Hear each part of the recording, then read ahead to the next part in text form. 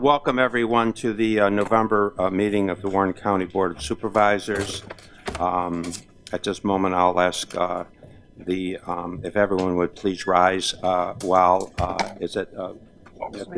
McDevitt leads us in the pledge to the flag.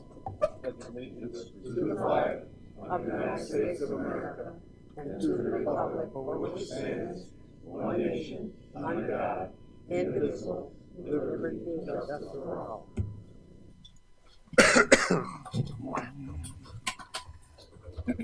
The clerk will call the roll. Mr. Leggett? Here. Mr. Gerard? Here. Mr. McDevitt? Here. Ms. Bramer? Here. Mr. Brock? Here. Mr. McDonald? Here. Mrs. Frazier? Here. Mr. Simpson? Here. Mr. Vansalo? Mr. Dickinson? Here. Mr. Merlino? Here. Mr. Stroud? Here. Ms. Sieber? Here. Mr. Beatty? Here. Mr. Montesi? Here. Mr. Sokol? Here. Mr. Thomas? Here. Ms. Hyde? Here. Mr. Garrity? Here. Chairman Conover? Here. We should all have received the minutes of our October 20 meeting. Chair will entertain a motion regarding the minutes. Motion to approve. Mr. Gerard on the motion, Mr. Thomas on the second. Any further discussion on the minutes? There being none, all those in favor of approving the minutes signify by saying aye. Aye. Opposed? Minutes are approved. At this time, I will declare a public hearing open on the Warren County Sewer District Industrial Park Assessment Roll, and I will request the clerk to read the notice of the public hearing.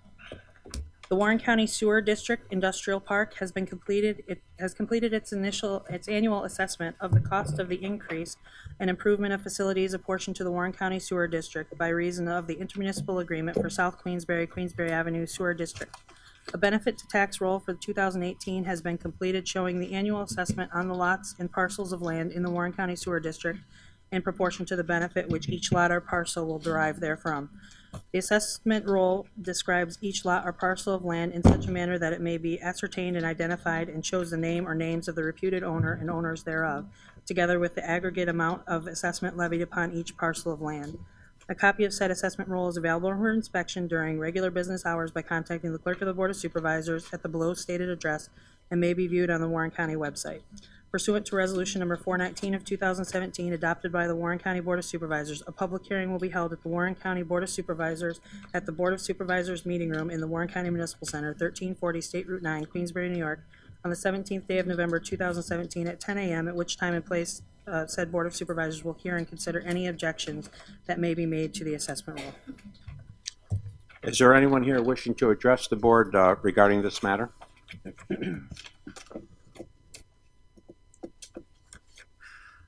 There being none, I will close the public hearing. At this time, I will declare a public hearing open on the 2018 tentative budget and request the clerk to read the notice of the public hearing.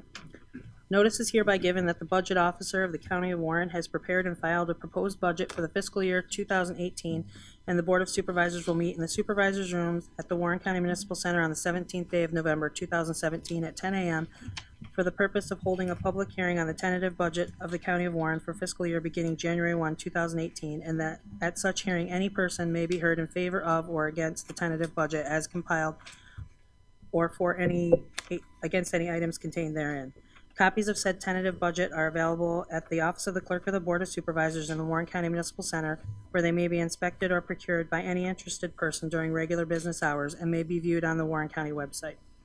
Pursuant to Section 359 of the county law, the maximum salaries that may be fixed and payable during the year 2018 to members of the Board of Supervisors and to the chairman thereof are hereby specified as follows. Members of the Board of Supervisors, $17,286 each. Chairman of the Board, $21,437. Further notice is hereby given that the following is a summary of the tentative budget of the Warren County for the fiscal year beginning January 1, 2018.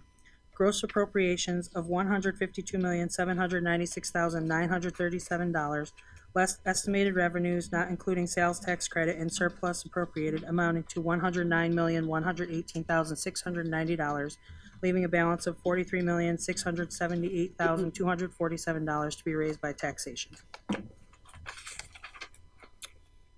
Alrighty, I'll now ask the public, is anyone here wishing to address the board regarding the 2018 budget?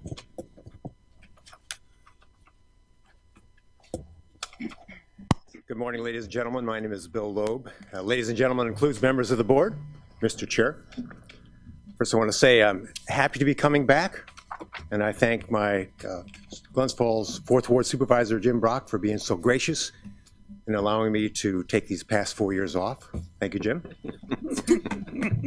Elected officials are elected by their district, members of their district, to do their job in running the government of their community. Thus, the members of the Board of Supervisors have been elected by their district voters to run the county. Now, you actually don't, while you're doing a lot of work, you're actually not standing at the gas pump calibrating it, as our supervisor of weights and measures does. You're not running the court system. You're not out fixing the bridges, etc. While you have a lot of jobs, they can be distilled down into two categories. One is to hire the best people possible to do those jobs, and we have a large bureaucracy of very talented people. So the first job, well, not one of the jobs, both are equal, to hire the best people possible to fill those jobs.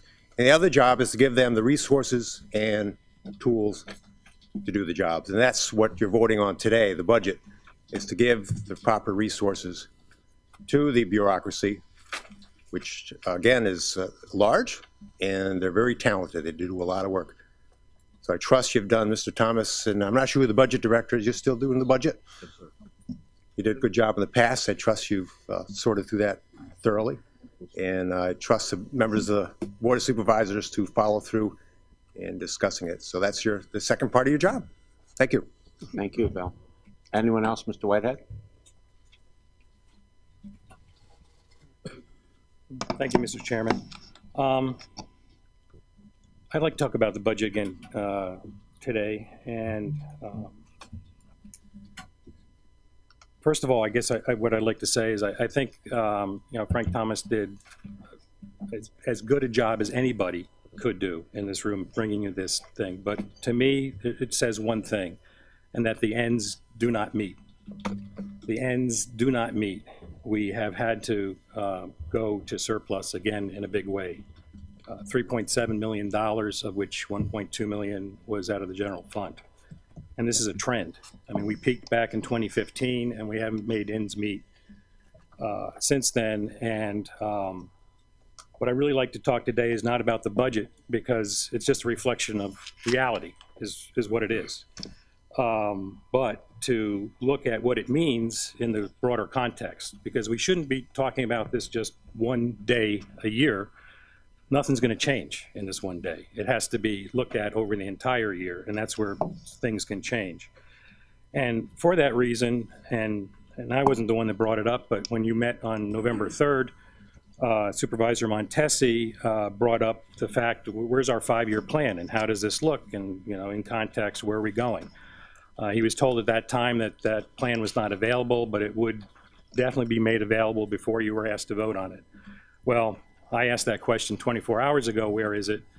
And I was told it wasn't ready. And just literally seconds ago, Chairman Conover and I got a copy of that 5-year plan handed to us. So bear with me if it takes me a few seconds to look through this as I'm looking at it for the first time.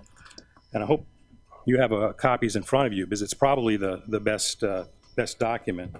But you can see that in our unreserved fund balance, which is the thing that everyone targets, the state controller, your auditor, everything else, to really reflect the health of the government, peaked in 2015 and has come down in actuality in 2016, and is estimated to go down every year thereafter on out to 2021. And it's a pretty grim picture.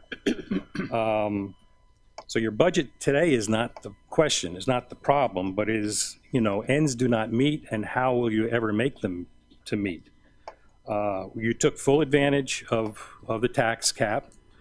You left only, of the millions of dollars, you left $81,000 on the table. So you got that for next year on top of whatever the state will say. That's not very much. So you did look at the budget, and you cut $688,000 out of roads, which I'm not particularly happy about.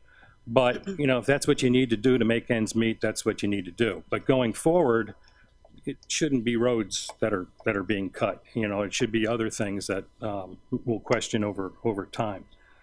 But what's probably the most scary thing is that these are good times.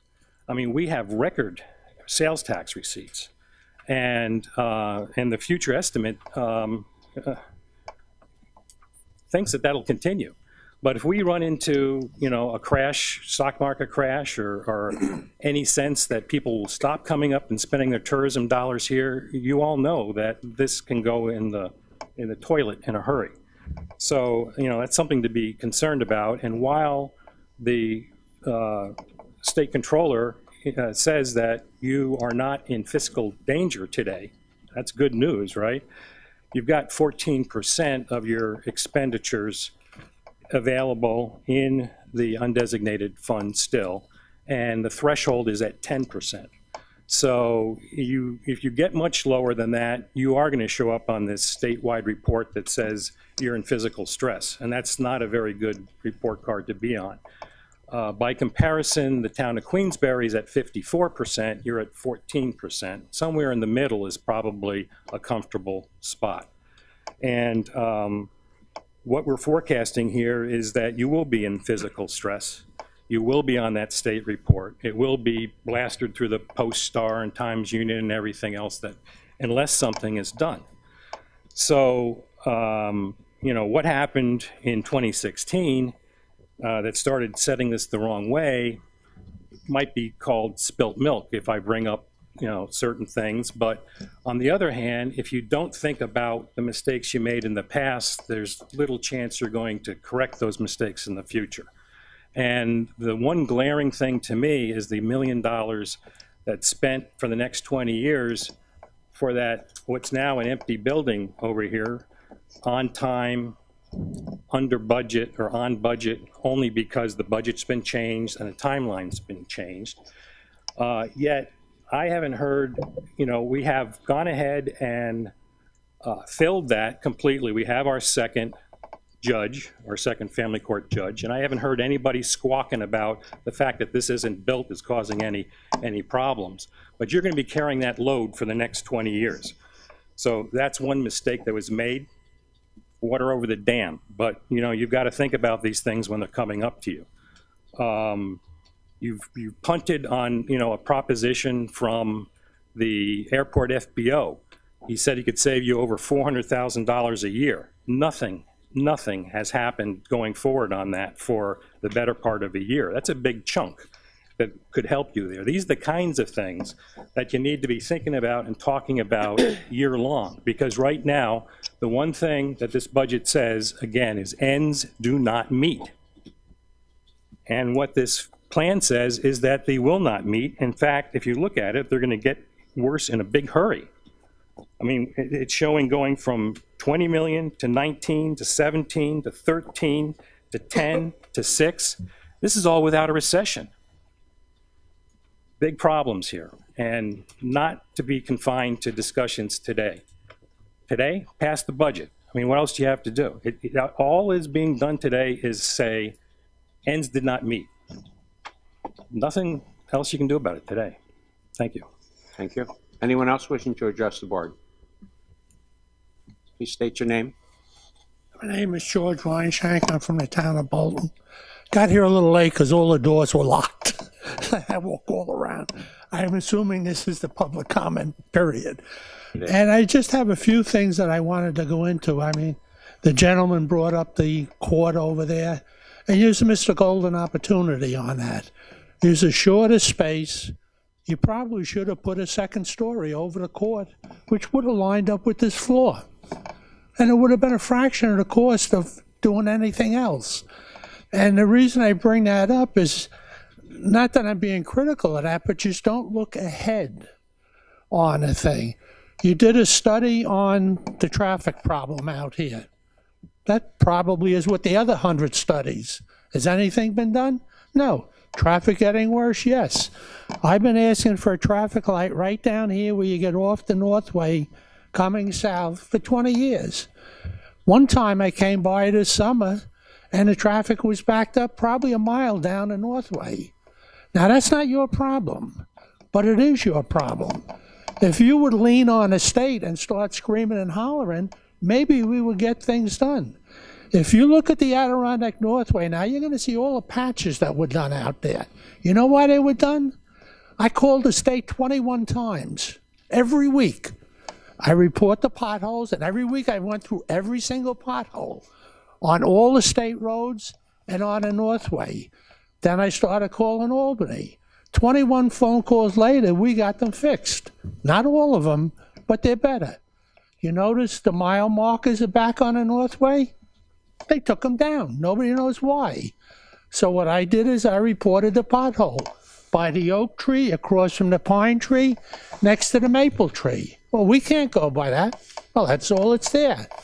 Amazingly, the mile markers came back. Not all of them. The 10th of a mile markers are not back, but at least we got some of them back. A lot of the problems that we're incurring now, to give you an idea, I've had wheel alignments done on my car. Every time I go down to Otto, they throw a wheel alignment check on it because you come from the North Country. I've spent $870 in wheel alignments in the last 2 years. Why? Because our roads are getting so bad. All of these roads are classified by the state if it's a state road. The classification on that road tells you when that road is supposed to be repaved. The Northway should have been repaved years ago. It isn't. It's patched. 9N was patched. That's a disgrace, the job they did on 9N. The potholes are coming back already. And the plant is closing for the blacktop. So we're going to be all winter long going through potholes again because 9N was not paved when it was supposed to. You people, and I'm not blaming you, you didn't do the work. It's not your job. But it is your job to scream and holler at these officials, get off their butt and start doing that.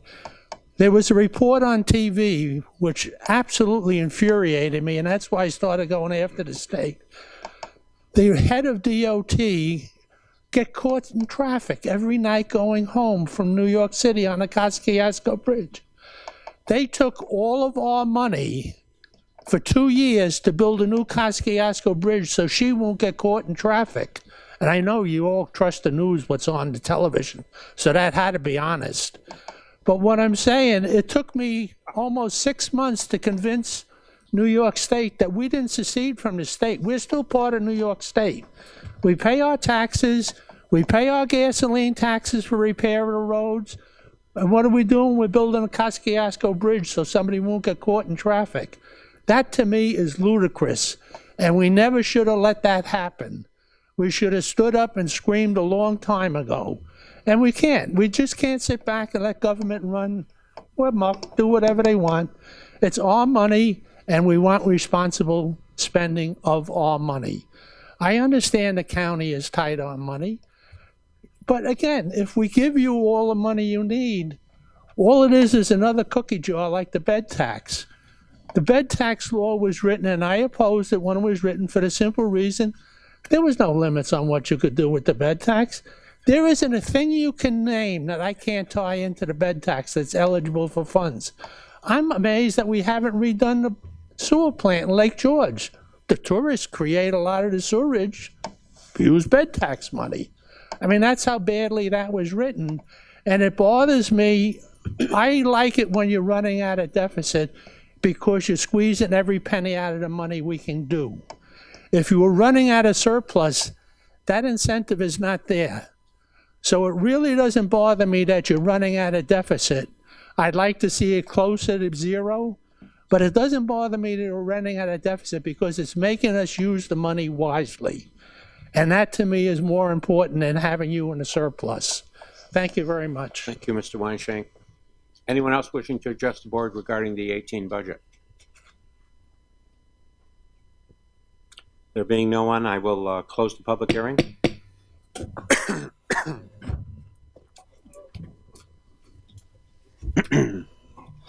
Report of Chairman of the Board. It's been an extremely busy month. We had many committee meetings, budget meetings. On October 26th, I attended Intercounty, a very interesting meeting. On October 27th, shared services. October 31st, we had an emergency services meeting. If you had a chance to attend that emergency service meeting, it was quite an eye-opener, and I don't think there's any question that going into 2018, emergency services are going to be on the top of the list in terms of what we're going to be doing regarding that going forward. On November 1st, I attended a workshop at the college. It was a very interesting workshop conducted by the president. And on November 2nd, I had various committee meetings. We had a special board meeting, of course. November 8th, 9th, and 14th, I attended committee meetings. November 15th, I attended the court team meeting, which I think Mr. Gerard and Mr. Montesi, I'm sure, will speak about today. And that concludes my report. Report of committee chairman for the past month's activities. Mr. McDivitt. Nothing, Mr. Chairman. Ms. Bramer. Thank you. I am not a chairperson at this time, but I do have a report about the Johnsburg cleanup. The tanks were removed from the property Monday. So that was a good part. They still have some work to do there, but I want to thank Acting Supervisor Gene Arsenal for his assistance with the prior landowner there, and also to DEC for acting quickly and getting the tanks out before the weather turned badly. There are some resolutions from the Environmental Concerns Real Property Committee, and I want to specifically address 436. The public auction went very well, and you can see on the back of 436 the amount of money that we collected to cover the taxes was good this year. And the last thing that I want to address is the position of county attorney. It's a very important position, and it should be thoroughly vetted. The interviews that we had on Tuesday were initial interviews that lasted for 15 to 20 minutes, maybe 30 minutes. Ms. Bramer, I would ask that you, we appreciate your remarks. I would ask that you hold them until we get to resolutions where we will have discussion and or debate at that time. I would like to make this comment because I have other comments about the resolution, and this is about bringing the resolution to the floor, which I don't see an opportunity in the agenda for me to make that comment. I will afford you every opportunity to regarding that. Thank you. You're welcome. Mr. Brock. I have none, thank you. Mr. McDonald. I do not chair a committee, and I do not have a committee report. Thank you. Supervisor Frazier. Thank you, Mr. Chairman. The Health, Human, and Social Services met on October the 24th. Mr.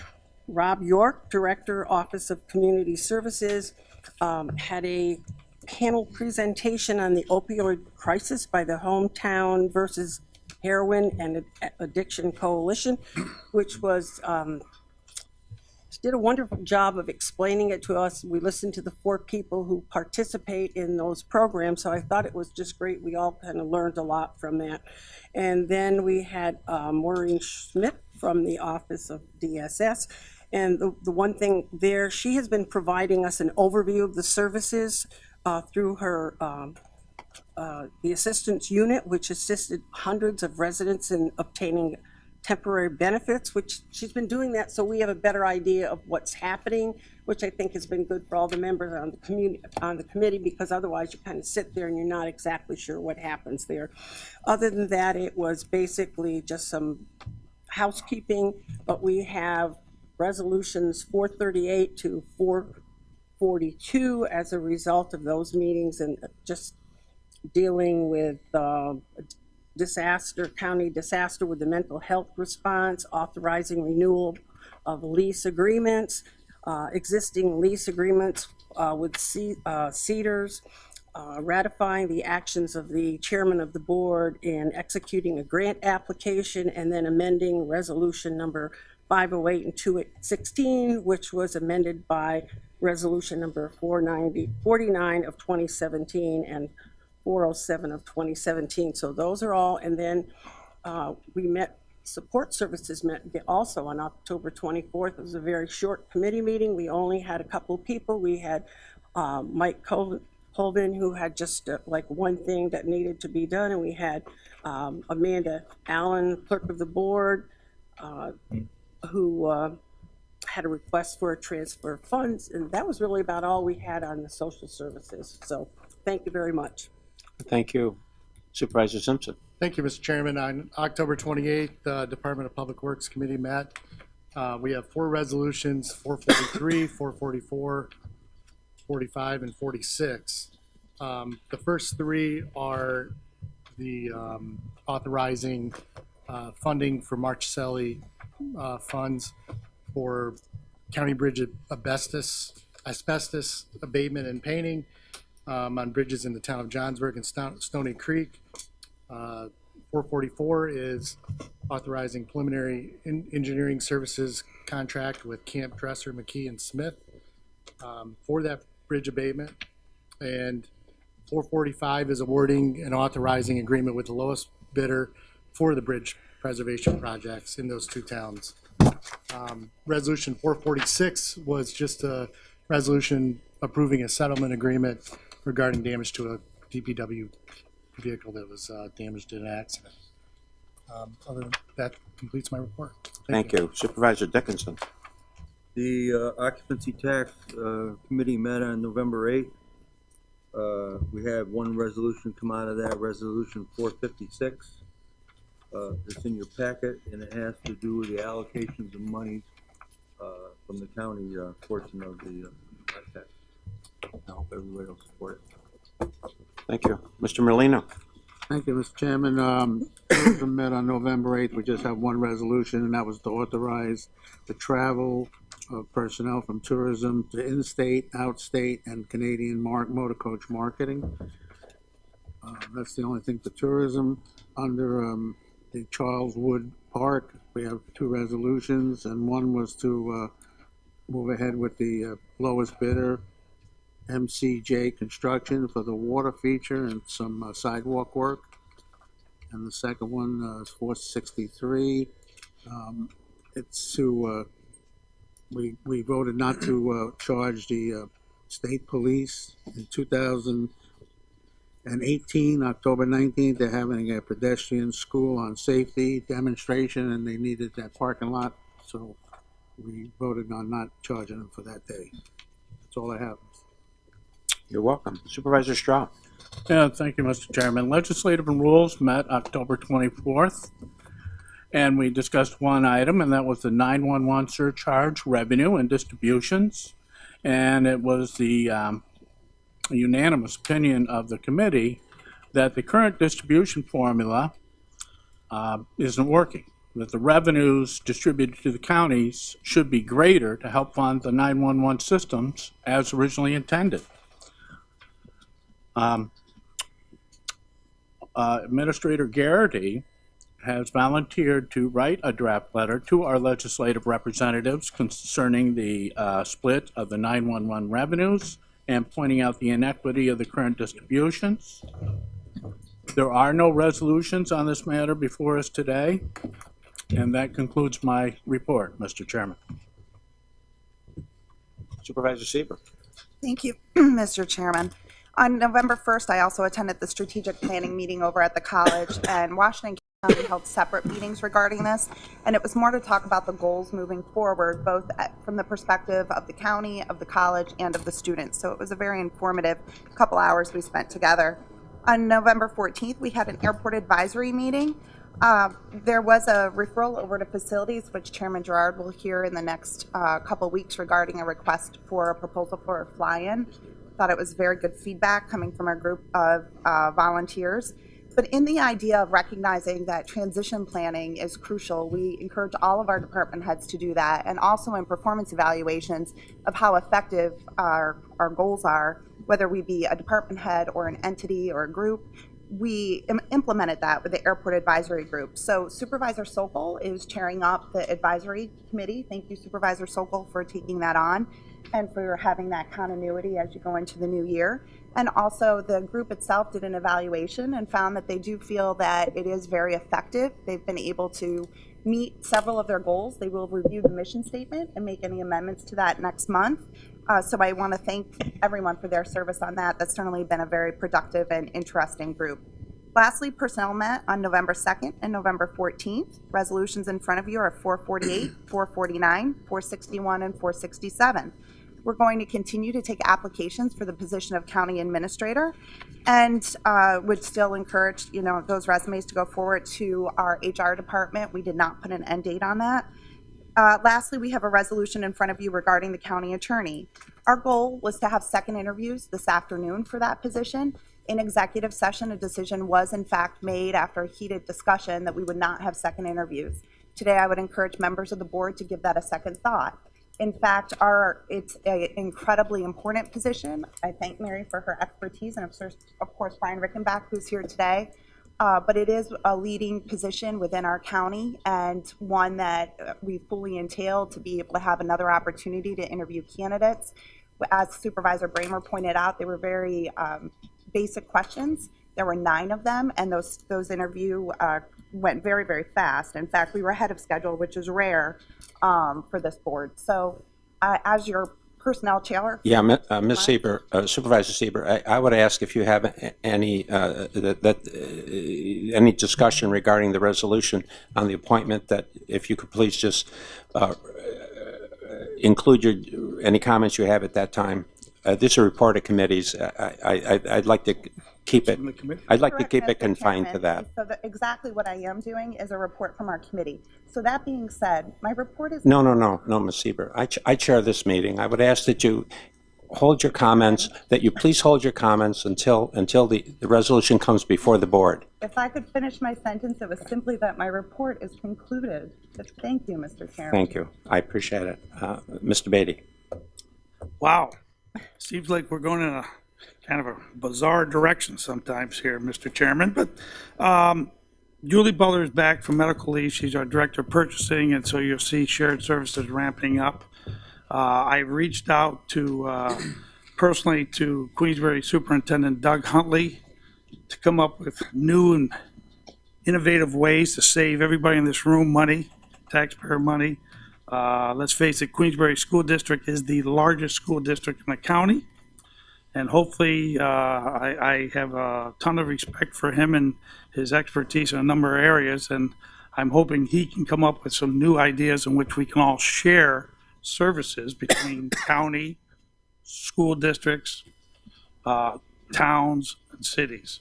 So I'm going to be much more aggressive in reaching out, not just to Mr. Huntley, but to other superintendents, Warrensburg, and other key superintendents, because I think we have a lot of brain power sitting on the sidelines, and I'd like to have them jump in the game with us, because the more the better. And that concludes my report, Mr. Chairman, but I also will have some comments on the Resolution 267 if I don't get shut down. Thank you. You will not be shut down. Mr. Montesi. Thank you, Mr. Chairman. As Chair of Criminal Justice and Public Safety, there are 3 resolutions before the board, 433, 34, and 35. Primarily, they're software company contracts that we will be signing.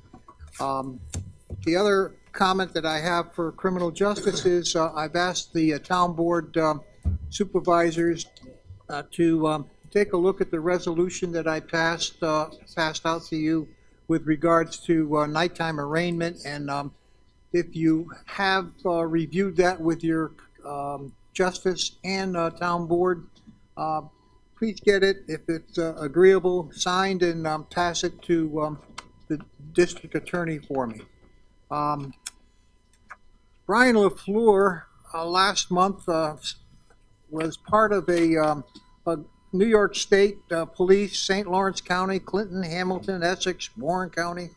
They went up to Fort Covington and they did a hazardous material rail incident. It was a full-scale incident, and something that for the future, if things happen in North Creek for us, at least we have gone through one of these hazardous rail incidents. The water line is complete at the fire training center, and the equipment that was stored at Ciba-Geigy will be moved to that training center site and set up sometime this year. And that's my report, Mr. Chairman. Thank you. Supervisor Sokol. Thank you, Mr. Chairman. Finance met on November 2nd. Before you are resolutions 429, 430, 450 through 453, 459 and 464 through 466.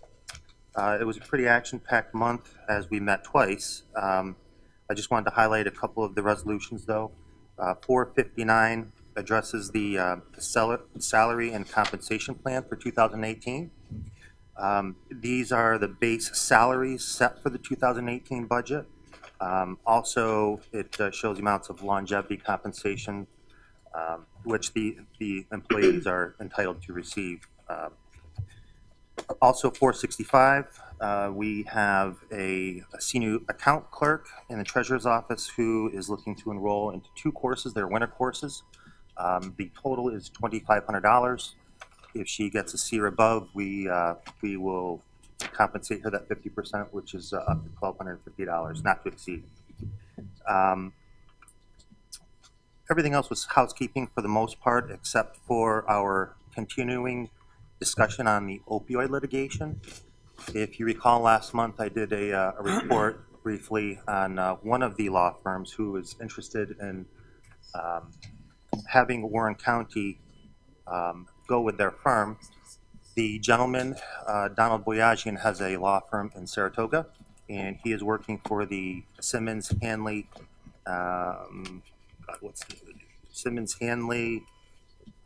Conroy Group. They along with the other 2, have made excellent presentations for those of you that were there. As a matter of fact, we had the 2 other presenters, the Brindisi Group and the Napoli Group. So Mary had made a list of questions which were sent out to each one of the firms, and they were concrete questions and they had concrete answers. And quite honestly, you know, it got to the point where I had to make a little spreadsheet here of pros and cons. And at the committee meeting, I handed out those questions and answers. And after a long debate, it was very, very tight. And like I said, they were just excellent. They did an excellent job presenting. But we came up with Resolution 466, which is in support of the Napoli Group. And for those of you that did not make the meeting, I do have the book here if anybody would like to peruse it. But hopefully, joining in at an early stage, we have a better chance of receiving more compensation if they are successful. So, and what else? What else? Actually, I think that was it. But I would like to have Treasurer Swan come to the podium, if that's okay. Absolutely, without objection. Absolutely. Good morning. Good morning, everyone. I'd like to give you some information on what I'm considering to be an early Christmas present for the county. Due to the efforts of Senator Betty Little, Chairman Conover, Supervisor Garrity, Michael McCarthy, and Attorney Larry Peltowitz, the county's appeal for the payment for the cogen project at Westmount have been approved. We have already received a payment of $489,728.64. We are anticipating by the end of this month we will receive another payment of approximately $340,000. This will total somewhere a little under $850,000 that we will be receiving payments on this. That is against what was originally anticipated was a $767,000 receivable. So we're actually getting a little bit more money than what we anticipated in the beginning of this process. And if you've got any specific questions, I'm going to turn this over to Attorney Peltowitz. He was the point man on this and has some more of the information if you've got specific questions. Thank you. Sure. Thank you. So it is very good news for the county. Let me just give a little bit of background just to put it in a frame of reference for you. As you recall, that the Department of Health had disallowed certain expenditures relating to the cogeneration facility at Westmount for the years 2009 to 2014. So it was a 6-year period, and the county had filed appeals, rate appeals, with regard to the Medicaid rate that did not include those expenditures. And so, as Mike just indicated, that we received notification that the Department of Health has granted all of the county's appeals for all 6 years, that we have received the first of 2 payments, as Mike indicated, and we anticipate the second payment in the neighborhood of the $340,000+, totaling $840,000 altogether by the end of this month. And the auditor for Westmount, on behalf of the county, Mike McCarthy, has confirmed that all of the calculations for the amount of money that was owed to Warren County for those 6 years, 2009 to 2014, were approved, and he has confirmed that these amounts and the calculation of those amounts are correct. So again, it's one of those situations where it's a very positive result, and I do want to thank Ron Conover, who led the team, but also Kevin Garrity, Brian Rickenbach, Mary, and Mike McCarthy, who was very important in giving us the support from a financial standpoint to approach the Department of Health and be successful on the appeal. So this is very good news for the county, and just wanted to be here to answer any questions anybody may have. Does anyone have any questions for Larry? Mr. Paltrowitz. Good job. Well, can I ask you, I'll allow it, without objection. Go ahead. Sure, Travis, of course. I would like to ask you, while you're there taking the bow, for you and Mr. McCarthy. Originally, back in 2005, the estimate that from Siemens and a firm that Mr. McCarthy was part of back then was that this would be about $3 million coming in. It has since been reduced to, we think maybe $2 million will come in. We think maybe $767,000 will come in. And now, boy, it's as good. We're getting more than we thought at $840,000, which to me is a lot less than $3 million. But go right ahead and continue to. Good job. Again, I don't know about where those numbers came from, but back when the appeals were filed, the appeals were for 100% of what the Department of Health had disallowed for those years 2009 through 2014. And there is a process by which the Department of Health calculates out what the Medicaid rate should have been if you include those in the actual payment that the county received.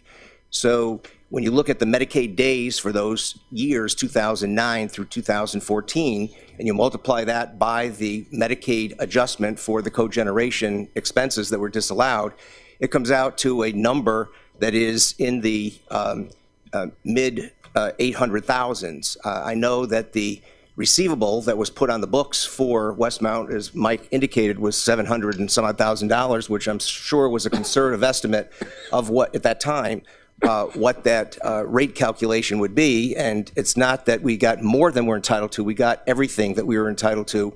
And that's because it's a pure math calculation of the rate that was adjusted times the number of Medicaid days from 2009 to 2014. And so it's not a windfall, it's we're receiving what we're entitled to. What is positive is the fact that the Department of Health accepted the county's position with regard to the entire cogeneration expense issue. And so we were successful in getting the Department of Health to agree with the county, and it's resulted in the total dollars that the county is receiving. Thank you, Larry. Mr. Chairman, I did forget one item. Mr. Sokol, go right ahead. Thank you very much.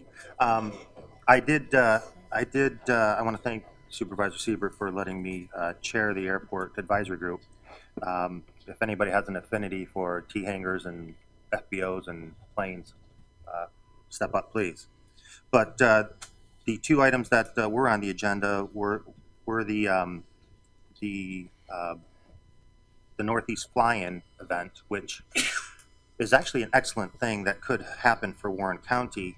It's kind of like your car shows or your Americades. These are 350 aircrafts that go around to different locations, and they show off their planes, they buy accessories, they stay in our hotels, they go to the restaurants. So it's quite an event, and our airport manager, Ross, is working with Dr. Schwanker and Tom Clements already to hopefully get this event here for 2019, maybe 2020. So that could be a really good thing for Warren County. So that's all I had to add. Thank you. You're welcome. Supervisor Thomas. Thank you, Mr. Chairman. The Budget Committee did meet on October 27th. At that meeting, we reviewed the proposed 2018 budget for the most part. There was some changes between then and November 3rd when I presented the budget to the board, and the board adopted the tentative budget, but it was nothing major, nothing drastic. Also before you is the multi-year plan, or the updated version.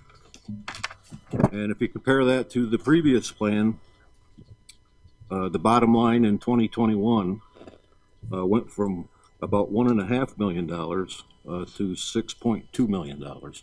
So this budget, as it's put together now, does benefit our financial position in the future. However, not as well, I guess, as everybody would like it, but it does. So that's my report. You're welcome. Supervisor Hyde. Thank you, no report. Supervisor Leggett. Thank you, Mr. Chairman. No report. Supervisor Gerard. Thank you, Mr. Chairman. We have one resolution from County Facilities that's authorizing a memorandum of understanding between Warren County and the town of Queensbury for reimbursement of payroll expenses incurred during the 2017 Adirondack Hot Air Balloon Festival. That was a huge help. And John, we really thank you. It requires quite a bit of manpower for the parking privileges, et cetera, out there. And this year, Queensbury stepped up and helped us with that, and it worked out flawlessly. So we're really happy about that. Also, Cornell Cooperative Building, their roof life expectancy has run the gamut, and our Buildings and Grounds team has put on a new roof, and I thank them for that. We've been doing good things up there as far as the energy, the heating system, etc., and a lot of attention has been paid to the building to get it more efficient. This is another part and parcel of getting us back up to snuff, along with them going back to 5 days, which is a great thing. And as far as the courts go, we had a court team meeting the other day. I thought Kevin Hajos was going to come and do a detailed explanation of where we were about proceedings. I don't recall that. Okay. We can. Basically summarizing with the courts, we're at the stage now where we can move family court into the new facility. That requires a lot of choreography, and the fact that the furniture involved in IT, et cetera, and the court approval and all that. So what they're going to do is get all those members together. They have a timetable of somewhere in early February, they think.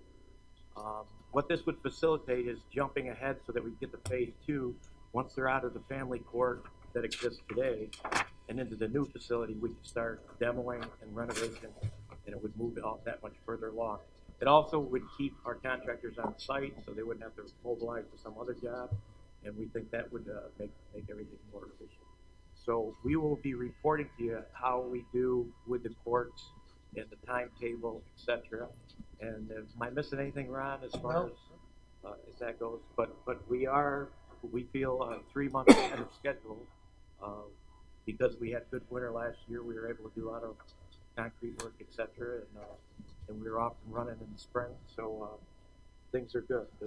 The budget so far, minimal changes, and we're right on target. So very happy with the progress so far. Would you like to have Mr. Hajos at your next facilities meeting for a complete Maybe report? that's where he was coming to the facilities. I thought he was going to come to the whole board, and just so that we, the board understood the intricacies of this move. It will require possibly some weekend time, possibly some nights, possibly shutting down the courts. But all that's interactive with the courts themselves is how we can function and move forward with it.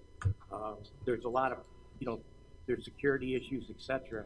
So all that has to be put together, and it's pretty difficult move that's going to happen. And I think you said it best. Nobody likes moving. It's a difficult thing to begin with, and this has a lot of parts. So they're working on that right now, and I think with the way we've done it so far, it's going to work out good. The comparative with my tenure here, we did human resource building over here. And we made some changes as far as clerk of the works. I just wanted to say this. And we're using our people and our facilities people as far as if we move forward working together with Clark Patterson and Supervisor Montesi has put in a ton of time watching what goes on there. this has really worked and functioned fabulous for us. We know what's being put into the building. Our people are going to work on it and inherit it after, have a good understanding of where we're at with everything. And we've worked well with the contractors and the timetables.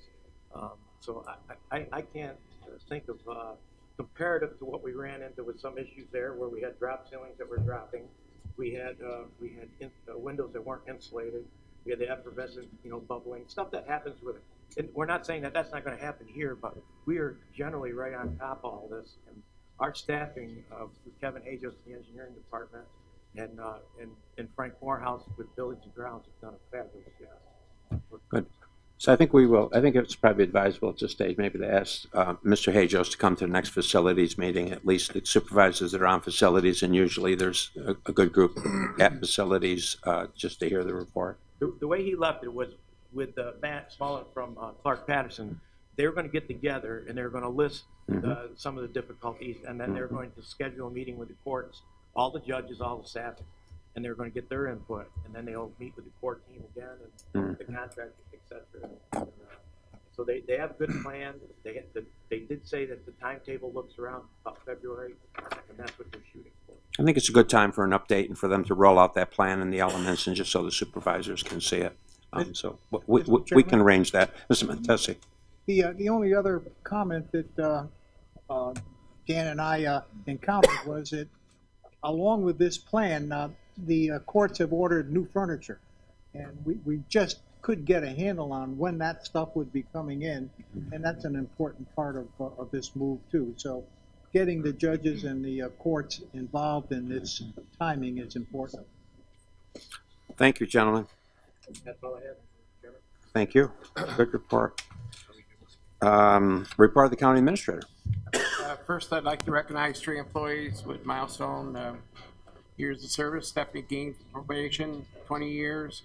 Jerry Bellinger, countryside, 20 years. And Steve Dewar, Unsel, dispatcher at Sheriff's Office, 30 years of service. So congratulations to them for their years of service. Another busy month, attended a lot of meetings. A couple meetings of note. I went to APA local government meeting with Supervisor Simpson. And then after that, we do an AATV, Association of Towns Village meeting directly following the APA local government. And we're happy that Proposition 3 passed in New York State. It will make a difference to us up here. It could have an impact, or will have an impact on the Middleton Bridge and Horkin, so going forward. So we're happy about that. Those meetings are important to us, and I think of note, Matt is in line to become the president of, or the chairman of the AATV next year. So that'll be good for Warren County and good for Matt Simpson. Other than that, attended a lot of committee meetings and also a couple inter-county legislative meetings. The one in Hamilton County, and then yesterday we were fortunate enough to go to St. Lawrence County, and we were, even though it's a long trip, it's 3 hours one way up. We were able to see a wood pallet manufacturing company up in St. Lawrence County, in St. Lawrence. Very interesting how they make these pellets. They took wood fiber chips and they meld them together. There's no adhesives in the process. It's all where the fibers from the different chips, whether it be hardwood, softwood chips, mold together and they make chips and they sell. It's probably what you're buying at Home Depot and Lowe's, and that's made up in St. Lawrence County.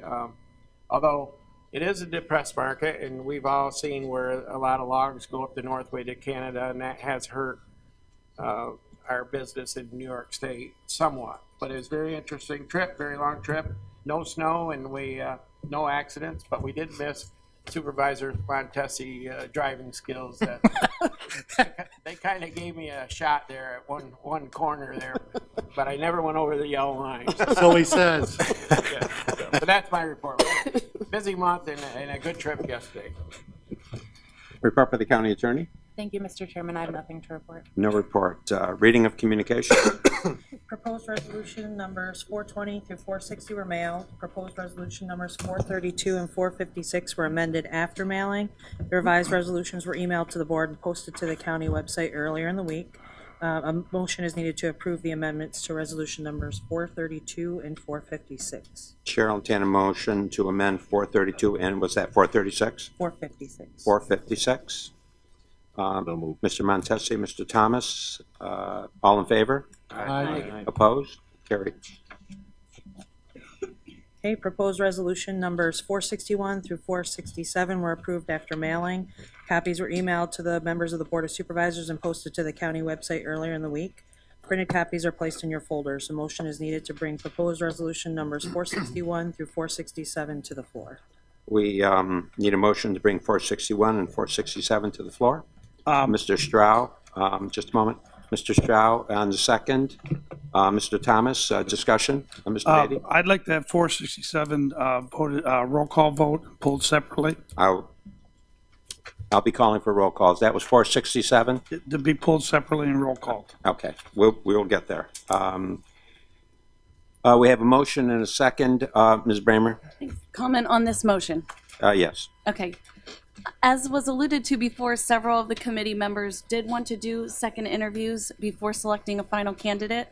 And I will be voting no on bringing this to the floor because I don't think this resolution should be considered today.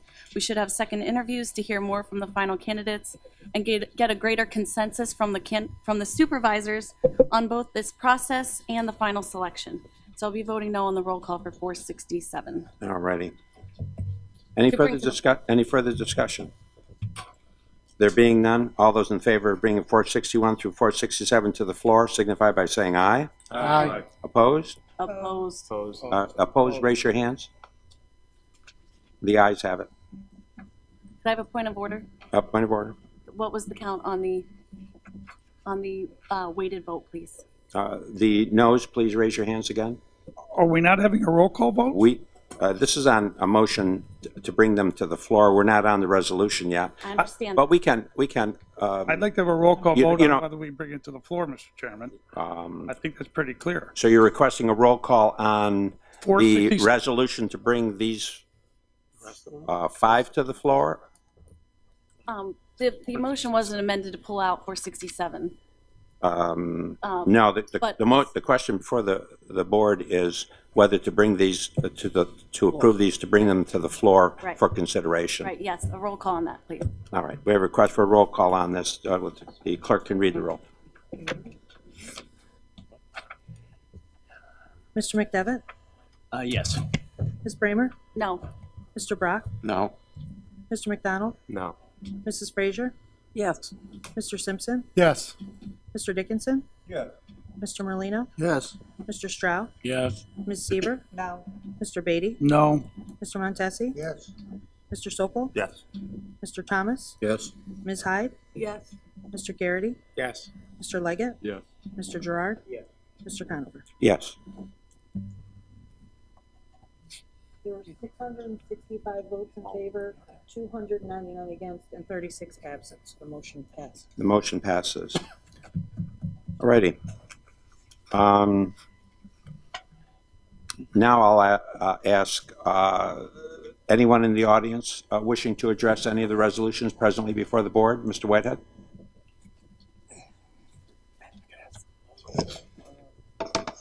Actually, I'd like to address 2 of them, if I may. Just quickly on 467, I would concur with Supervisor Bramer that you probably ought to be examining the pool of candidates. I'm not disputing, and I would have no way of knowing, whether or not of the pool you're picking the best, but be my observation that I don't believe any county in this state or probably any other state would be considering someone has been a lawyer for 5 years to be county attorney. As good as Mary might be, 5 years. It would seem to me that the pool needs to be expanded. And I would think that you would do just exactly what Mr. Loeb was saying earlier. You should be trying to hire the best people for all of these positions, and I would agree with that. On 456, the occupancy tax, it was interesting because I note that there's going to be less funds going to some of the bigger towns. Notably, Bolton and Queensbury are being knocked back from some 200,000 to like 60,000. I think this is a good idea because from what I could see, that 200,000 was not spent responsibly, and hopefully this body can spend it more responsibly. But I also note that there's $35,000 in the 2018 Queensbury budget for using occupancy tax, and if it's used for exactly the things it was used for last year, it ought to be of some concern to you. Over $13,000 went to pay for fertilizer for Jenkins Field. What that has to do with occupancy tax is, I don't know. But again, good reason why you should be taking this money away. Similar sum went to pay for the printing of color brochures, talking about different activities that are available at the town, and also the cost of mailing all of those color brochures to the residents of the town. Now, what that has to do with occupancy tax, I don't know. But $35,000, to get that at an occupancy tax, they have to, and I'm talking about the hotels, would have to rent $855,000 in rooms in order to get the money to pay for the fertilizer and the brochures that were sent to me. I personally would think they should take that out of my taxes, Queensbury, and not out of occupancy taxes, which are important. So, I like what I see here. Bolton's been cut, Queensbury's been cut, Lake George still seems to have quite a bit. Maybe that's justified, maybe that's not. I'm not qualified to answer that. Let him speak.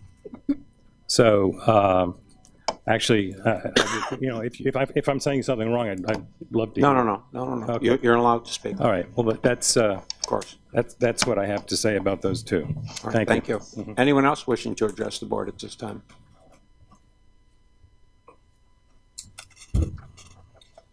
Thank you, Mr. Chairman. I want to say hi, everyone. I look forward to working with all that are. I'm Brad McGowan, and I'm looking forward to working with those who are staying. I'm wishing those that are leaving that thank you for your service, and hopefully you'll be back. Or if you're officially retiring and giving it all up, hey, please enjoy it, and call me if you need help on that bathroom. So I will. But I have a question on 467, I'm a little concerned, getting into this and how it was done, and what I based on my voting or my campaigning was, the transparency and really looking for the people's voice, giving the government back to the people, and I feel this is being rushed.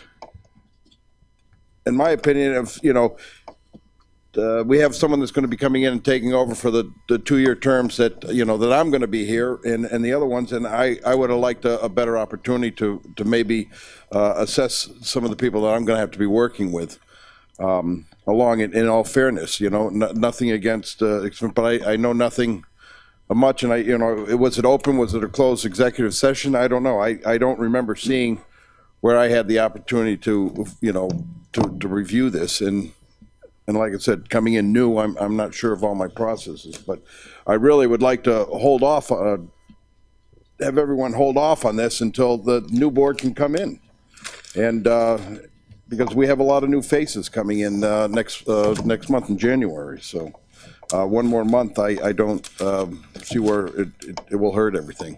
All right, thank you. Anyone else wishing to address the board? Bill? Supervisor-elect Loeb. Yes, good morning. Bill Loeb, Glens Falls. Actually, on top of what I said earlier regarding its 467, that's the issue about the county attorney. The resolutions that you usually address and debate have gone through the process, and you're at a point where you're saying, I like to support this decision, or I do not want to support this decision. But usually, when you get to that point, you've already gone through the process. And I recall there were times I'd be sitting on that side, looking at Mr. Westcott on this side, and we were in disagreement. But there were a couple of times where he said, you know, I'm just not comfortable with this process. And just based on that one interjection into the discussion, the board put it on hold because, and I agree, I voted for it to put it on hold. If you get to a point where you have supervisors who are not comfortable with the process that they're involved with, that almost borders on dysfunction. We should all, it's a knockdown, drag out, but we should all be part of the process and be comfortable with the end result of that process to the point where we're saying, okay, now we've got candidates, now we've got a decision we're going to make up or down. And what I'm seeing so far today is there's several supervisors who are actually uncomfortable with the process. And I think the full board should embrace that and say, maybe we should hold off till everybody's comfortable and all of those backroom questions are answered right up front. Thank you. Thank you. Anyone else wishing to address the board? There being no one, the chair will ask, we already had one request of 467 be a roll call. Any other requests for roll call? Mr. Simpson. Thank you. 466, please. 466, a roll call. Any other requests for roll call? Ms. Sieber. 461, 456, and 432. 461, 456. And 432, please. Is that 432? 432. Roll calls. Any other requests for roll call? There being none, now I will open up to the board for discussion on resolutions. Anyone wishing to discuss a resolution? Mr. Simpson? Thank you, Mr. Chairman. 466 is authorizing agreement with Napoli and Skolnick. And I had some discussion in committee, and I thought about it, and I just want everybody to realize that I don't think this addresses the issue that we're trying to address. We're pretty much giving up all our opportunity to deal with the problem by committing ourselves to 25% of whatever money is decided in a settlement a few years down the road. And when you think about it, we're fighting this fight on both ends. We're not only paying for it in a lawsuit against the people that we're trying to bring into line to provide economical health services for our community, health insurance, cost of the drugs that we, may need. And it seems like we're fighting those costs here at this lowest level. Health insurance is a big issue every day at our level and the federal level. But then we're going to start this will be multi-billion dollars across the country because it's every county in the state, in the country. Every municipality is fighting this problem. And I think it might be worth considering looking at something out of the box on how to really address the opioid addiction problem. I just don't see this as a path that is proven that in the past that has worked, and I can't support this. But I would. Any other discussion on 466, Mr. McDevitt? Yes, I don't know what the alternative is. The out-of-the-box solution is that to deal with this issue, you need dollars and cents. You need revenue, okay? And it is my opinion that we have a group of drug companies that have gotten very, very rich and have attempted to, in the past, have attempted to convince the consuming public that everything is just wonderful by just popping one of these OxyContins into your mouth, and people have gotten hooked on it. So the question is, how do we as a county deal with it, and how do we, other than recouping some dollars and cents, meet the challenges going forward in terms of mental health, in terms of EMS, in terms of all of the services that result as a byproduct of opioid addiction. So unfortunately, that may not sound like it's out of the box, but that's the reality. Any further discussion on 466, Mr. Sokol? Yeah, this was a resolution that did come out of finance. and I think the underlying premise behind this was that this OxyContin was supposed to use in short-term cures. However, there were 4 categories. There was the manufacturer, there was the distributor, there was the doctor, and there was the company that made the drug. So the basic contention is that the doctors, I don't want to misspeak and I don't want to say anything that's wrong, but they are giving the patients long-term care, okay, instead of short-term care. So they're giving them the wrong drug, which is an addictive drug. And hence, now you're seeing all these heroin addicts. We're seeing young children pass before our eyes. And the whole idea behind this litigation is to stop all that stuff. And there has been successes. That one group, the Boyajian group that I brought up, they were successful in $75 million lawsuit on behalf of 5,000 claimants. So there is success out there behind this. So I feel it's a worthwhile resolution to put forth. Thank you. Further discussion on 466? Did I see Ms. Seaver? Thank you. I would agree with Supervisor Simpson. I was reluctant in committee on this vote, and I appreciate the time to have the different firms come in and present and the information. But my concern goes back to just looking at the tobacco settlement and that committee that's set up now, that in fact, I don't believe the money, while some goes to the intended recipients and in the way that the law was formed, it certainly isn't a perfect process, and we're offsetting other expenses. And I'm not confident that this money, despite Kevin Garrity's amendment and suggestion that it go directly to first responders, I just don't see how that will be upheld years from now. And I'm not willing to take that gamble, so I'll vote no on that as well.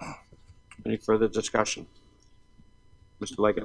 Just to clarify on this process, that the county desires to pursue litigation to gain funds and revenue, and from sitting through the mental health committee with presentation of the opioid heroin addiction problem within the county, and the county is already spending a lot of money because of this problem, that the hope is to recoup some funds from the folks that basically perpetrated the problem. Is that correct? Yes, I believe the litigation is intended to make the taxpayers whole for the costs associated with the issue, and how those funds are utilized once they're received. Well, that's a question as well. But the intent to go after that. That's the intent. Anyone else wish to comment on 466? Mr. Brock? Yeah, if you listen to some of the people who are part of the drug industry, they seem to have been educated in how to achieve the highest profit, no matter what the morality of it is. And the only way to affect their thinking is to punish them through money.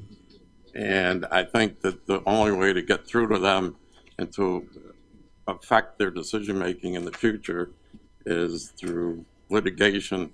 I don't think it solves the problem overall, but it does those CEOs who are just simply money-oriented and don't really care about the morality of it. This will affect their thinking somehow. And so I think that this 466 is just one way of hopefully modifying their behavior and making them less aggressive in terms of selling it. And so I think it's a good thing in that respect. Supervisor McDonald? I'll vote for it. Thank you, Mr. Chairman. I do support this resolution. Is it going to be the ultimate solution to curing this ill? Probably not. I think that's a fair consensus. However, it's very important that it be seen that we are taking a stance on this issue.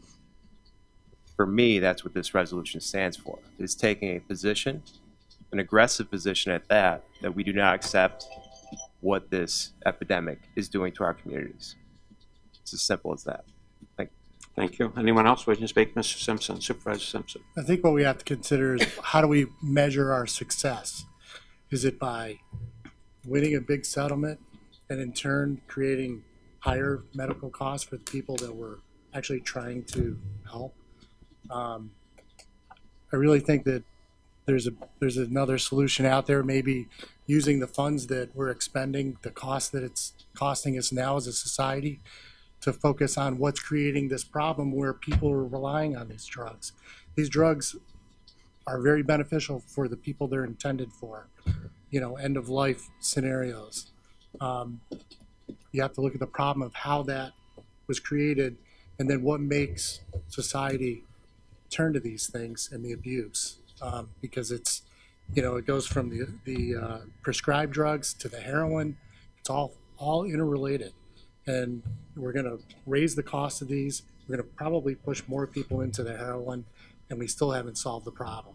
And in the end, we're all going to be paying for this as consumers of health benefits. So I see this endless circle, and we're caught up in, there's no dollar out there that we can't find a home for, and litigation, and it's just sad that this is what it's got to go to. Supervisor Beatty. I concur with Mr. Simpson. I concur with Mr. McDevitt. I think they both make very valid points, and why can't we do both? I think Mr. Brock makes a great point. When you falsely market these drugs that lead to millions of our citizens being hooked on it through false marketing, that's a no-brainer. They definitely did that. They hired the best doctors in the world, and they can be bought, and they signed off. And I definitely think they need to be punished. I agree with Mr. Simpson that we need to do something more locally and be more aggressive in helping our fellow. There's nobody in this room that doesn't know somebody who's had a challenge with opiates. Nobody in this room, I guarantee it. So why can't we do both? Why can't we pursue hurting them financially, which I definitely want to do, and why can't we get more aggressive in helping the people in Warren County? So if any solutions you have, Matt, I would be 100% in agreement with you to help our fellow citizens. So I guess I'm saying I'm not probably vote for this, yes, but I'm also in favor of Mr. Simpson taking a more active role of us locally in Warren County. Any further discussion on 466? There being none, I'll close discussion on 466. Is any discussion on any of the resolutions? Ms. Bramer? Thank you. I have a question on 460. I'd just like to know where that came from and what. I don't recall seeing that kind of thing before. Maybe I just don't remember.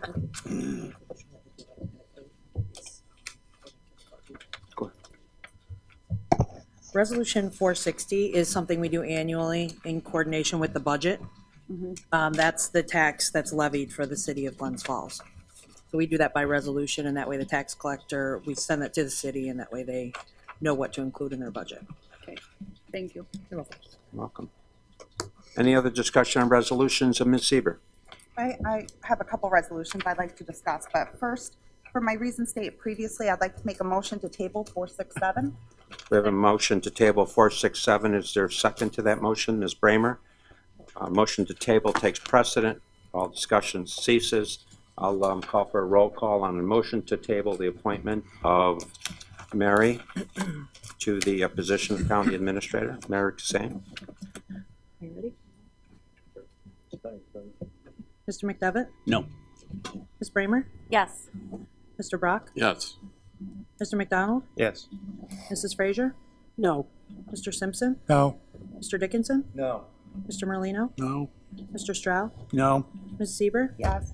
Mr. Beatty? Yes. Mr. Montesi? No. Mr. Sokol? Yes. Mr. Thomas? No. Ms. Hyde? Yes. Mr. Garrity? No. Mr. Leggett? No. Mr. Gerard? No. Chairman Conovich? No.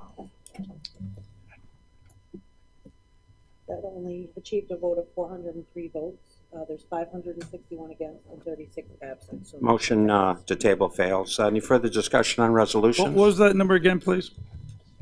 there were 403 votes in favor of tabling, 561 against, and 36 absent. Ms. Eber, you had other resolutions to discuss? Thank you.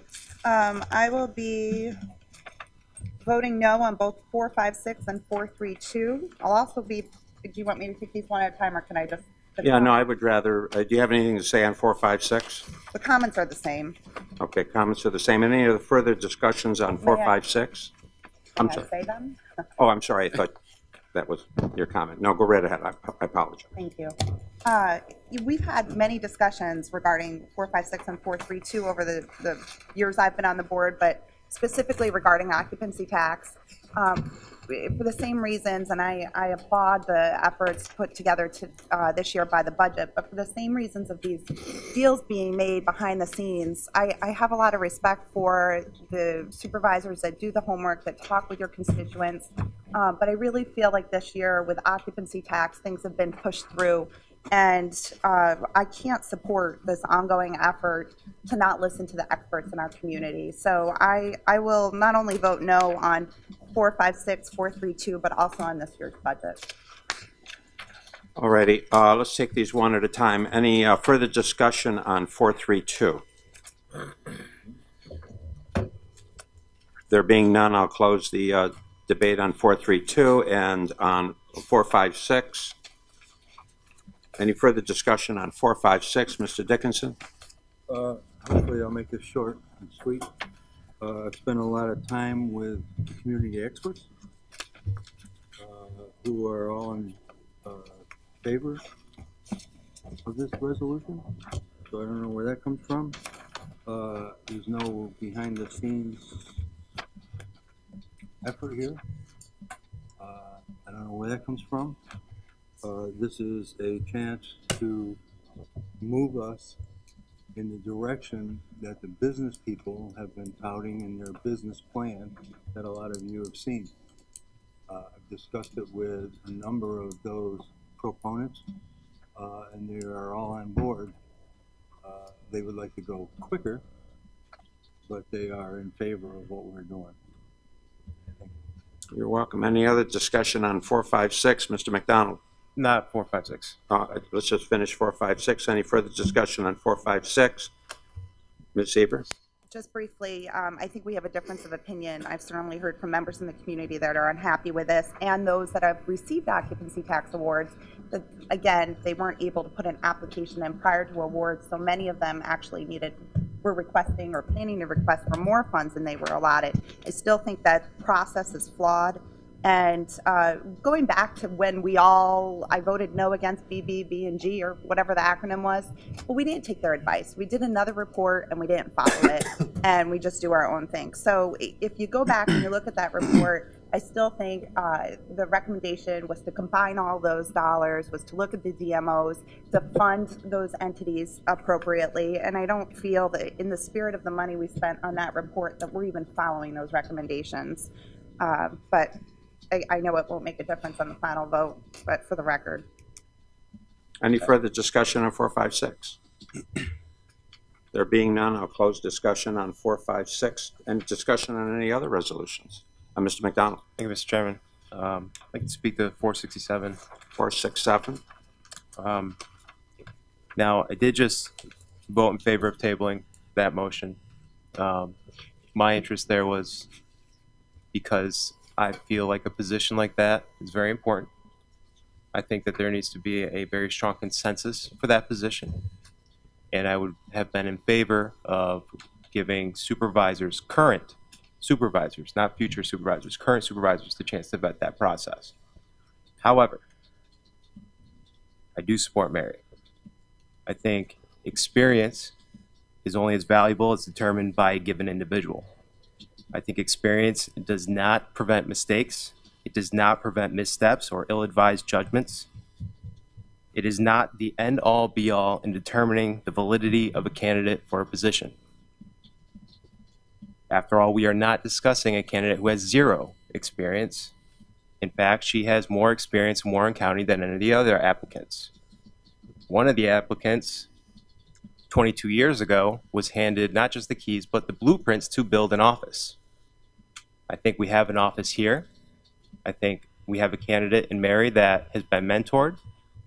I think she has a strong support system in the county. And I think she will rise to the occasion and provide excellent workmanship. Mary, I support your candidacy, and I hope that you do a great job if the board approves your position. Thank you. 467, Mr. Beatty. Yeah. Wow. The most important job in this county, and it's reflected in the pay, is the county attorney. This board interviewed for 20 to 30 minutes the most important position in this county and said, we're good. Let's go forward. I think Mary could do a great job, but I'm not sure. And I'm not sure that I haven't had the opportunity to vet the other ones. Was I at that meeting? No. I was up in Toronto honoring our native son, Dave Strait, who was inducted in the Hall of Fame, and I apologize. I couldn't be in two places at once. But to not give me or any other supervisor in this room the opportunity to second interview final candidates for the most important position in this county, to say 20 minutes is all we need? Are we that shallow? Are we that naive to think, 20 minutes is good, let's roll? I'm embarrassed that I even have to be saying this, that we should have second interviews on final top candidates. This is the most important position. One mistake by the county attorney can cost this county hundreds of thousands of dollars. We saw the job Mr. Dusick did, and I don't want to go any further than that. But that was very scary. He made mistakes, and it cost us money. And so Mary may be our final choice. I'd like to sit and interview her. I'd like to sit and interview the other final candidates. Is that so wrong? Is that a bad thing? The top position, that we give everybody the opportunity to interview her? More than 20 minutes? I'll have a list of questions. So I'd like this board to just reconsider and maybe use some common sense and say, hey, maybe that does make sense. I don't care if you like me or not. I could care less. But let's do the right thing for the town, the county of Warren. And let's actually fully vet the top position in this county. And if anybody says it's not the top position, then why are we paying the top pay? Thank you. You're welcome. Supervisor Sieber. Thank you, Mr. Chairman. I think it's very unfortunate we're discussing a person's performance in open session. We've been down this path, and it's been damaging and hurtful to people. I think it's irresponsible. And my point in bringing up the motion to table or this particular resolution and the process was about the flawed process, not about anyone's individual performance. And I'm disappointed to see that we're discussing it. However, the process is flawed. So to not allow supervisors who just work their tails off to get elected an opportunity to sit in and listen to those interviews, both for the county attorney and for the county administrator, is wrong. It's a 2-year term. If there were second interviews, certainly we'd have an opportunity to talk in more depth of case examples and case scenarios of how you would handle things. That time was scheduled. That time was canceled. So I think that it's critical that we recognize you have a new board coming in. And many of those new supervisors are here and they want to be part of it. Do we really think that they don't know anything? They know a lot, and their constituents believe in them. I think it's unfortunate that we're not going to allow interviews to continue to take place and invite them into the discussion, or at least get their feedback. But the process here is flawed. This isn't about a person's performance. This is about how we go about hiring top positions in our county. We have another position coming up for county administrator. Again, I would urge you to please consider involving your elected that are going to be sitting on this board, having daily interactions with those individuals. So, Mary, I apologize if any of this came about you personally. It should never be. This is about the process. Thank you. Supervisor, I see Supervisor Shaw. Yes, I like transparency and openness. The process that I'm not comfortable with is that one of these candidates was lobbying some of our supervisors to assure he gets this position. I don't find that transparent. I don't find that open. Who are you talking about? I don't like No, those Doug, kinds please. Go ahead, Mr. Stroh. I don't like, in my opinion, that's not ethical, and I'm entitled to my opinion. Now, so I don't like those 3 men in a room type of manipulation. I've seen it. Who's going to get what? Okay, I've seen it. But I haven't seen it with Mary. You know, Mary is a person I can trust. I thought we weren't talking about performances on individuals here, Mr. Chairman. Mr. Stroh has the floor. So we are going to talk about individuals now on the floor? In any event, we're talking about an appointment of an individual that... I would ask that you stay away from specific individuals, but... And I haven't... No, I don't believe you crossed the line, not the line I have. All right. Well, in any event, I have found Mary to be honest, ethical, intelligent. We go to executive session. Motion to go into executive session. We're going to talk about performance. Just a moment, Mr. Stroh has the I'm floor. just giving my opinion. Mhm. Okay? And so I support Resolution 467. Thank Thank you. Discussion on other resolutions? 467. Claudia, Supervisor. I'm sorry, excuse me, Mr. Leggett. Yeah, if I can speak to Resolution 467. Process has been brought up. I am a member of that committee. I do believe that process was carried out accordingly. We have the Director of Human Resources here who is also involved in the process. If need be, I'm sure she can lay out for the public of what the process is. But we advertise, we take applications. Applications are reviewed. This has been a two-step review process that has gone through. 4 people were selected out of the group of applicants. There was an interview process for those 4. And the committee made a choice. Some people are not on the committee that are not happy with what the committee have done. But the committee system is part of the process. We have followed the process. And now there was also appeal to include future supervisors onto that.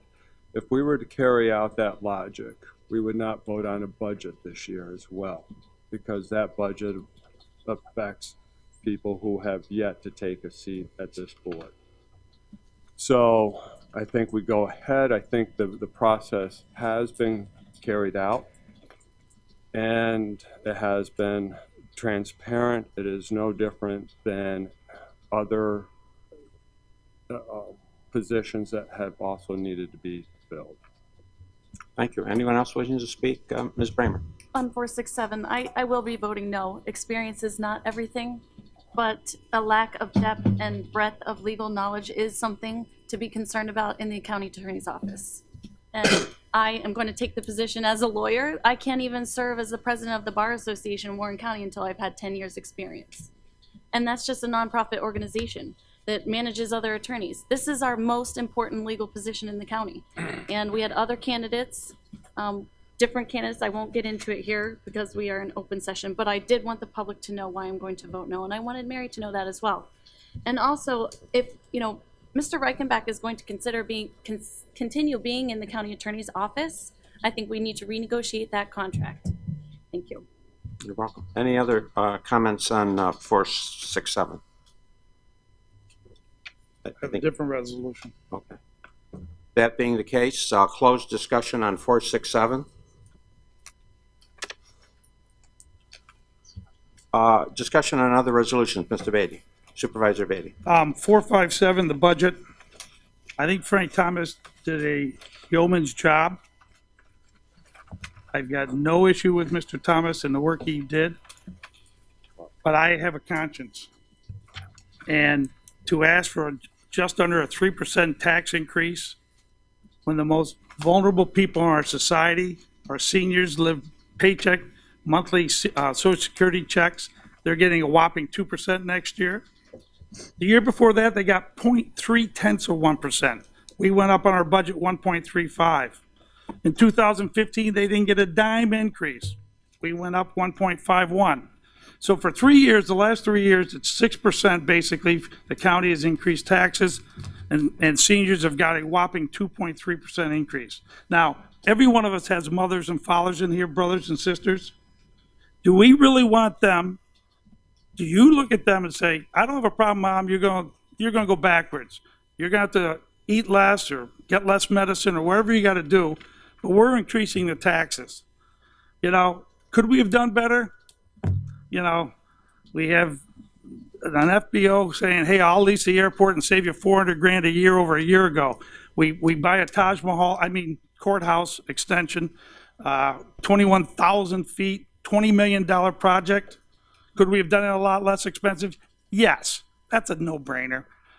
And so then we say, well, we did a great job, and we're only going to increase taxes 3% for you. Now, again, Mom and Dad, I know you're going backwards.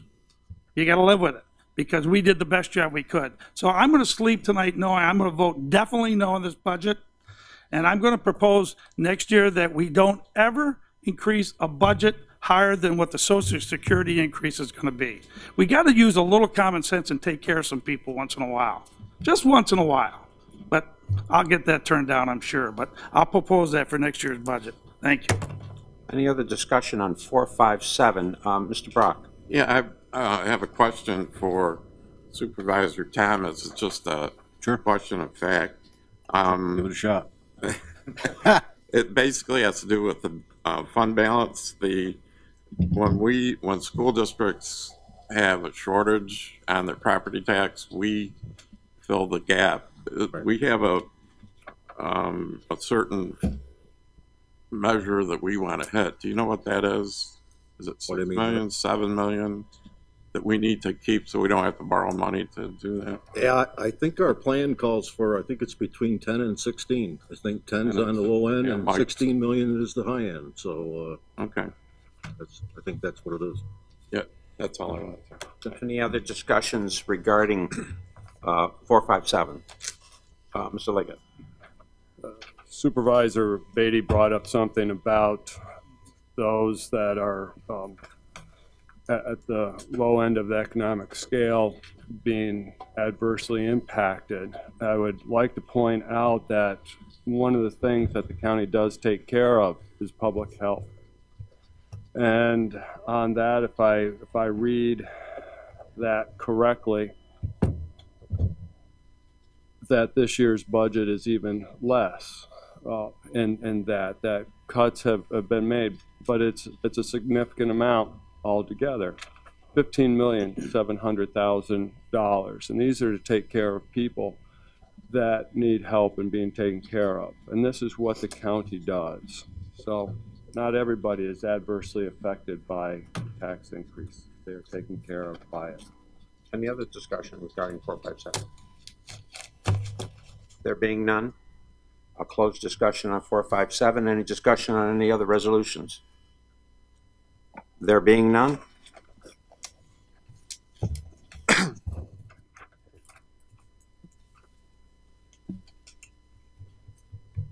we're going to vote on resolution. Resolution 429, making supplemental appropriations. Mr. McDevitt? Yes. Ms. Bramer? Yes.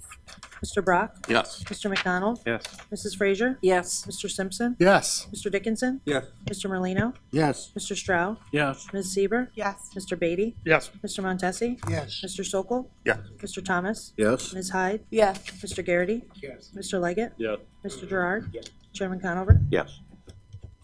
Resolution 430, amending Warren County budget for 2017. Mr. McDevitt? Yes.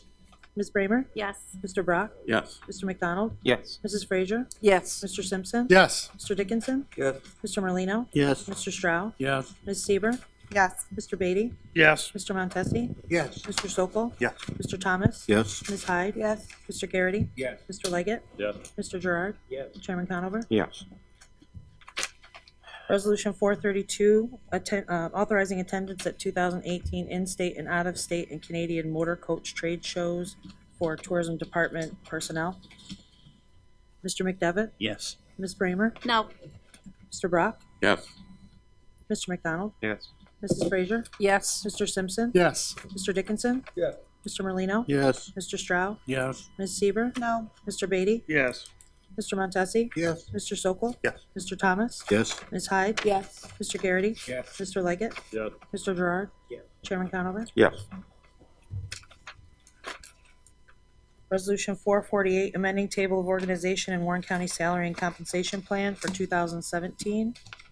Mr. McDevitt? Yes. Ms. Bramer? Yes. Mr. Brock? Yes. Mr. McDonald? Yes. Mrs. Frazier? Yes. Mr. Simpson? Yes. Mr. Dickinson? Yes. Mr. Merlino? Yes. Mr. Stroud? Yes. Ms. Seaver? Yes. Mr. Beatty? Yes. Mr. Montesi? Yes. Mr. Sokol? Yes. Mr. Thomas? Yes. Ms. Hyde? Yes. Mr. Garrity? Yes. Mr. Leggett? Yes. Mr. Gerard? Chairman Conover? Yes.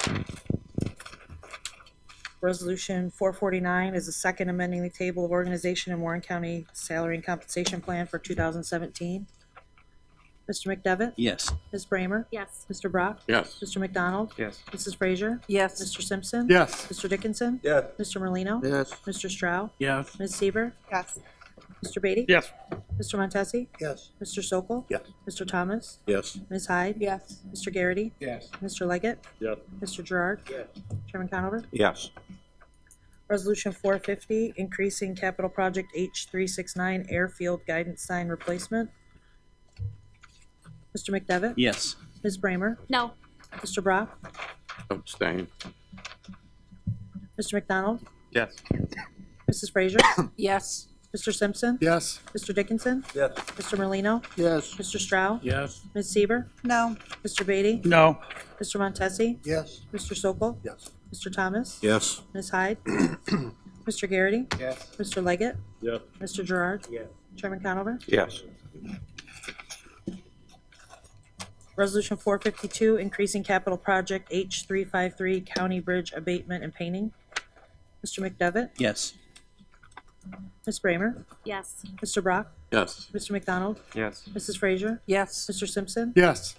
Mr. Dickinson? Yes. Mr. Merlino? Yes. Mr. Stroud? Yes. Ms. Seaver? Yes. Mr. Beatty? Yes. Mr. Montesi? Yes. Mr. Sokol? Yes. Mr. Thomas? Yes. Ms. Hyde? Yes. Mr. Garrity? Yes. Mr. Leggett? Yes. Mr. Gerard? Yes. Chairman Conover? Yes. Resolution 453, increasing capital project H331 County Bridge projects.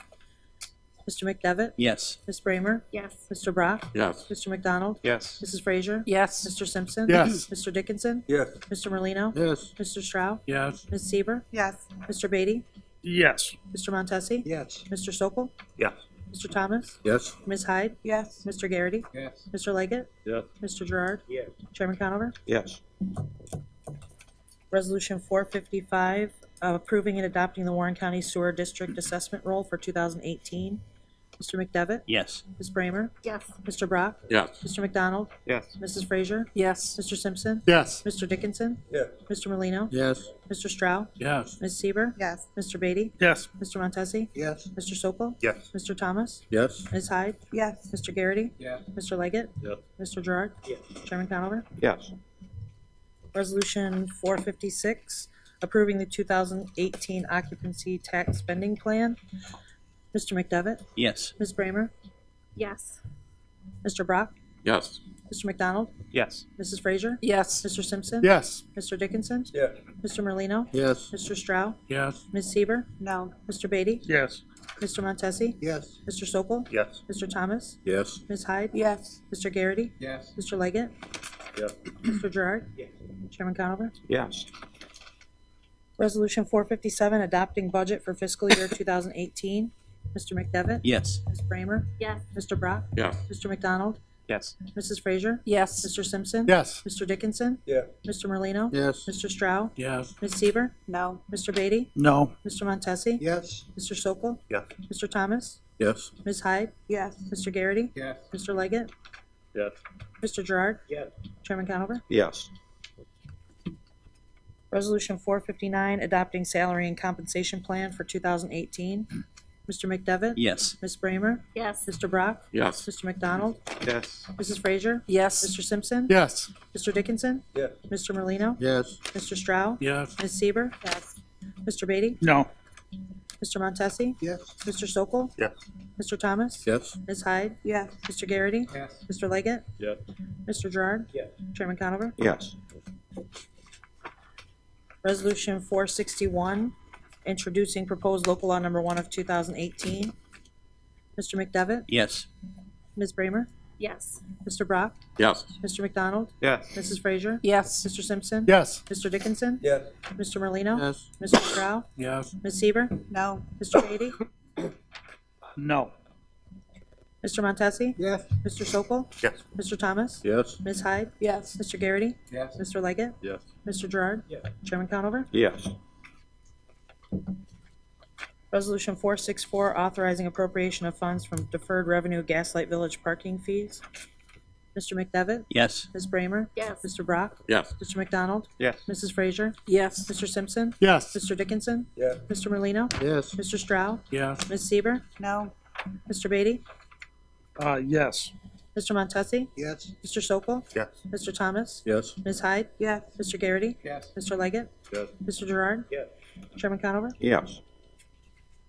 Resolution 466, authorizing an agreement with Napoli and Skolnick to represent Warren County with regard to opioid litigation.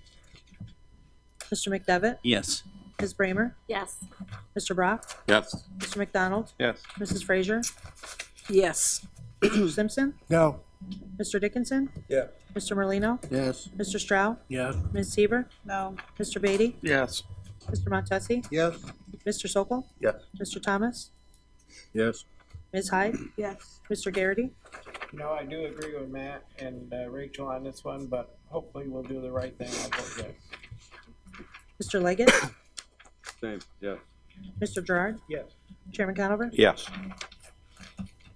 Resolution 467, appointing Mary Elizabeth Kassane as Warren County Attorney. Mr. McDevitt? Yes. Ms. Bramer? No. Mr. Brock? No. Mr. McDonald? Yes. Mrs. Frazier? Yes. Mr. Simpson? Yes. Mr. Dickinson? Yes. Mr. Merlino? Yes. Mr. Stroud? Yes. Ms. Seaver? No. Mr. Beatty? No. Mr. Montesi? Yes. Mr. Sokol? Mary, I think you're gonna do a fine job, and you're a fine young woman, and for the reasons that we talked on the phone personally, I am voting no.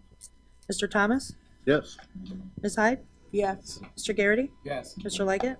Yes. Mr. Gerard? Yes. Chairman Conover? Yes. That passes by a vote of 622 in favor. 622 in favor. Thank you. Alrighty. Motion to accept. Yep, a motion from Mr. Garrity to approve the balance. Do we have a second? Mr. Dickinson, all in favor? Aye. Opposed? Approved? Privilege of the floor is offered to the members of the audience. Mr. Whitehead?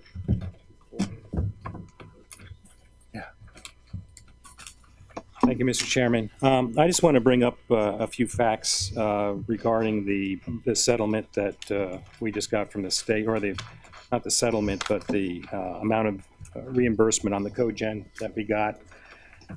Bring a few facts to your attention.